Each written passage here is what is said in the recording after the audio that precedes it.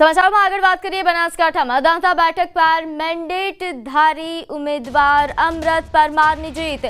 મહત્વના સમાચાર, 85માંથી 55 મત અમૃત પરમારને મળ્યા અને દાંતા બેઠક પર હવે અમૃત પરમારનો વિજય। બળવો કરનાર દિલીપસિંહ બારડનો પરાજય થયો છે।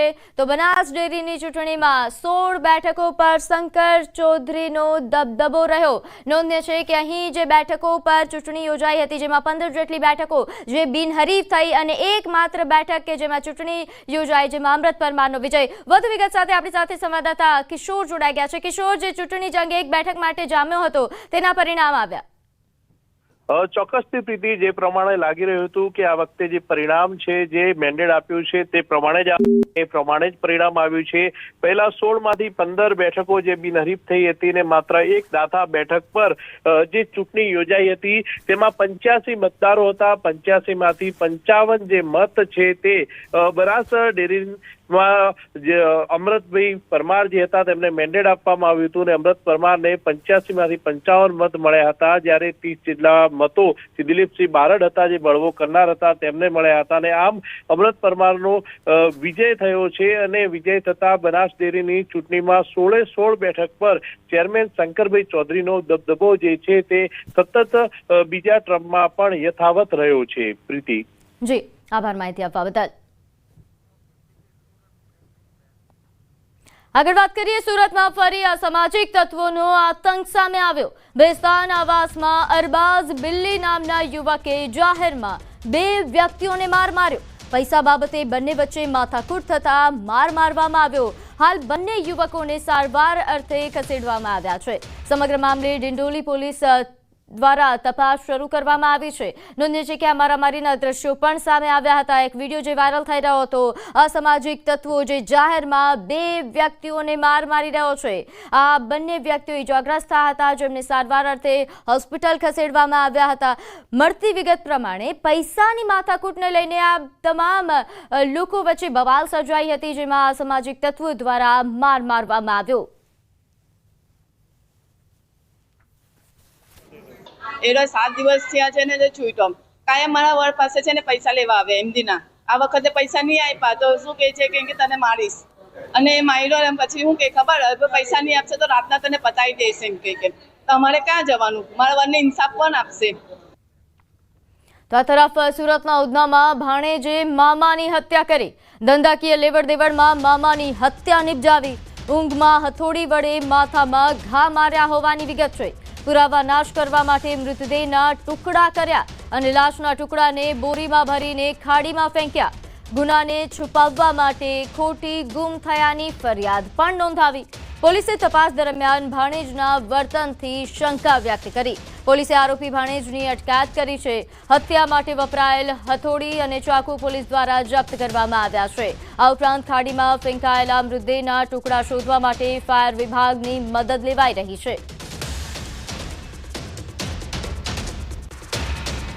તો સુરતમાં સંબંધોને શર્મસાર કરતો કિસ્સો કે જેમાં ભાણેજે મામાની હત્યા કરી। મામાને હથોડીના ઘા ઝીકીને ઊંઘમાં જ તેમની હત્યા નિપજાવી અને તે બાદ ગુનાને છુપાવવા માટે લાશના ટુકડા કરીને તેને ખાડીમાં ફેંકી દીધા। આ ઉપરાંત તેને મામાને ગુમ થયા હોવાની ફરિયાદ પણ પોલીસમાં નોંધાવી જેથી તેના પર શંકા ન જાય। જો કે પોલીસે તપાસ દરમિયાન ભાણેજના વર્તન પરથી શંકા જતા તેમને તપાસ કરી અને તે બાદ ભાણેજની અટકાયત કરતા સમગ્ર મામલો સામે આવ્યો। હત્યા માટે વપરાયેલ હથોડી તેમજ ચાકુ પોલીસ દ્વારા જપ્ત કરવામાં આવ્યા અને હાલ ખાડીમાં ફેંકાયેલા મૃતદેહના ટુકડા શોધવા માટે ફાયર વિભાગ જહેમત ઉઠાવી રહી છે। તો સુરતની આ સમાચાર, સંબંધોને શર્મસાર કરતો આ બનાવ જેને લઈને વધુ વિગત સાથે આપણી સાથે સંવાદદાતા કીર્તેશ જોડાઈ ગયા છે। કીર્તેશ, ભાણેજે મામાની હત્યા નિપજાવી, આ કેસમાં શું અપડેટ પ્રાપ્ત થઈ રહ્યા છે? બિલકુલ, સુરતના ઉધના વિસ્તારની ઘટના છે જ્યાં મામાની હત્યા ભાણેજે કરી હોવાની વિગતો સામે આવી છે। ધંધાકીય લેવડ દેવડમાં વિવાદ થયો હતો જેને લઈને આ નિર્મમ હત્યા કરવામાં આવી છે। મોહમ્મદ અલીએ પોતાના મામા મોહમ્મદ આમિર આલમની હત્યા કરી નાખી છે। ઉધનામાં ઊંઘમાં હથોડી જેવા ઘાતક હથિયારોએ માથામાં ઘા મારી તેમની હત્યા કરી નાખી હતી અને ત્યારબાદ તેમના ટુકડા કરી અને 5 થી 6 ટુકડા કરી નજીકની ખાડીમાં નાખી દેવામાં આવ્યા હતા। જોકે આરોપી દ્વારા આ બાબતની ચર્ચા કરતા સમગ્ર વાત પહોંચી હતી પોલીસ સુધી ને પોલીસે તરત જ ભાણેજને અટકાયત કરી તેની પૂછપરછ શરૂ કરતા તેને પોતે કરેલો ગુનાની કબૂલાત કરી હતી અને સમગ્ર ઘટનાને લઈને પોલીસે તપાસ શરૂ કરી હતી, જેમાં સીસીટીવી ફૂટેજમાં મામા ભાણેજ સ્કૂટી ઉપર સાથે જતા દેખાય છે અને ત્યારબાદ ભાણેજે પોતાના મામાની હત્યા કર્યા બાદ તેના ટુકડા નજીકની ખાડીમાં ફેંકી દીધા હોવાનું કહેતા જ પોલીસે જે મામા છે તેમની હત્યાના જે મૃતદેહ છે તે કબજે કરવા માટે અલગ અલગ ટીમો બનાવી ફાયર બ્રિગેડની મદદ લઈને ખાસ કરીને ખાડીમાં મામાની લાશના ટુકડા એકત્ર કરવાની કામગીરી પણ શરૂ કરી હતી.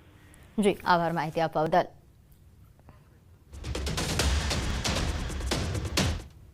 અમદાવાદની ગાયકવાડ હવેલી પોલીસે 34 ઘરફોડ ચોરીને અંજામ આપનાર આરોપીને મુંબઈથી ઝડપી પાડ્યો છે. કાલુપુર વિસ્તારમાં ઘરફોડ ચોરીના કિસ્સાઓ વધતા પોલીસ દ્વારા તપાસ હાથ ધરાઈ હતી. આ દરમિયાન પોલીસને ઘરના કાચ પરથી ફિંગરપ્રિન્ટ્સ મળી આવ્યા હતા. આ ફિંગરપ્રિન્ટ્સનો FSL રિપોર્ટ કઢાવતા આરોપીનો પતો લાગ્યો અને તે મુંબઈ રહેતા હોવાનું માલુમ પડતા પોલીસે મુંબઈ પોલીસની મદદ લઈને આરોપીને ઝડપી પાડ્યો છે. આરોપી સફી નાનપણથી જ ચોરી કરવાની ટેવ ધરાવતો હતો અને જુગારના રમવા માટે પૈસાની જરૂર હોવાથી તેણે ચોરી કરવાનું શરૂ કર્યું હતું. ચોરી કરવા માટે વહેલી સવારે મુંબઈથી ટ્રેનમાં બેસીને અમદાવાદ કાલુપુર રેલવે સ્ટેશન ઉતરતો. રેલવે સ્ટેશન પાસેના વિસ્તારમાં બંધ મકાનમાં ચોરી કરતો હતો અને સવારે ચોરી કરી રાત્રે ફરી મુંબઈ પહોંચી જતો હતો.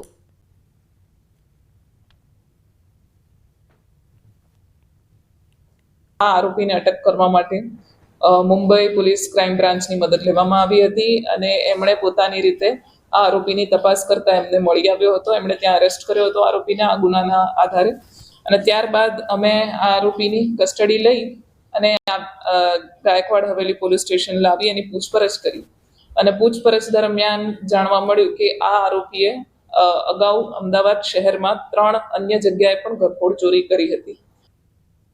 સુરત સાયબર ક્રાઇમ સેલમાં નોંધાયેલ 200 કરોડના ફ્રોડ કેસમાં સુરત LCBને મોટી સફળતા મળી છે. સુરત શહેરના સાયબર ક્રાઇમ સેલમાં નોંધાયેલા ₹200 કરોડના ફ્રોડ કેસમાં 9 મહિનાથી ફરાર 2 આરોપીઓને LCB ઝોન 3ની ટીમે પકડી પાડ્યા છે. આ બંને આરોપીઓ મુખ્ય ફ્રોડ ગેંગના લીડર મિલન દરજીના નજીકના સાગરીત હોવાનું સામે આવ્યું. પોલીસે તેમની પાસેથી POS મશીન, પેટીએમ મશીન, આ ઉપરાંત laptop, wifi router, IP camera, stamp, SBI બેંકની ચેકબુક અને મોબાઈલ ફોન સહિત ₹3.08 લાખનો મુદ્દામાલ કબજે કર્યો છે. આ ઉપરાંત ગુજસી ટોક હેઠળ ગુનો નોંધીને વધુ આરોપીઓના નેટવર્ક, ફાઇનાન્શિયલ ટ્રાન્ઝેક્શન્સ અને અન્ય કેટલા ભાગીદાર છે તેની તપાસ હાથ ધરાઈ છે.